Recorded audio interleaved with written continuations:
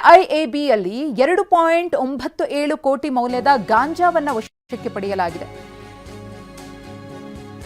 ಬೆಂಗಳೂರು ಗ್ರಾಮಾಂತರ ಜಿಲ್ಲೆಯ ದೇವನಹಳ್ಳಿ ಬಳಿಯ ಕೆಐಎಬಿ ವಿದೇಶದಿಂದ ಅಕ್ರಮವಾಗಿ ಸಾಗಿಸುತ್ತಿದ್ದಂತಹ ಗಾಂಜಾವನ್ನು ವಶಕ್ಕೆ ಪಡೆಯಲಾಗಿದೆ. 2 ಪ್ರತ್ಯೇಕ ಕೇಸ್ನಲ್ಲಿ 3 ಬಂದಿದ್ರು ಏರ್ಪೋರ್ಟ್ಗೆ.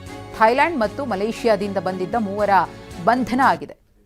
ಕೆಂಪೇಗೌಡ ಇಂಟರ್ನ್ಯಾಷನಲ್ ಏರ್ಪೋರ್ಟ್ ಇಲ್ಲಿ 2.97 ಕೋಟಿ ಮೌಲ್ಯದ ಗಾಂಜಾವನ್ನು ವಶಕ್ಕೆ ಪಡೆಯಲಾಗಿದೆ. ವಶಕ್ಕೆ ಪಡೆದಂತಹ ಗಾಂಜಾ ಪ್ಯಾಕೆಟ್ಗಳ ದೃಶ್ಯ. 2 ಪ್ರತ್ಯೇಕ ಪ್ರಕರಣಗಳಲ್ಲಿ ಏರ್ಪೋರ್ಟ್ಗೆ 3 ಬಂದಿರ್ತಾರೆ ಥೈಲ್ಯಾಂಡ್ ಮತ್ತು ಮಲೇಷಿಯಾದಿಂದ. ಅವರು ಈ ಗಾಂಜಾವನ್ನು ತಂದಿರ್ತಾರೆ.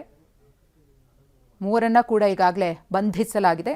ಅವರಿಂದ ಗಾಂಜಾವನ್ನು ವಶಕ್ಕೆ ಪಡೆಯಲಾಗಿದೆ. ಯಾರಿಗೆ ಸಪ್ಲೈ ಆಗ್ತಿತ್ತು, ಇದರ ಜಾಲ ಹೇಗೆ ವ್ಯಾಪಿಸಿಕೊಂಡಿದೆ ಅನ್ನೋದನ್ನು ಪೊಲೀಸರು ತನಿಖೆಯ ಮೂಲಕ ಬಯಲಿಗೆಳೆಯಲಿದ್ದಾರೆ.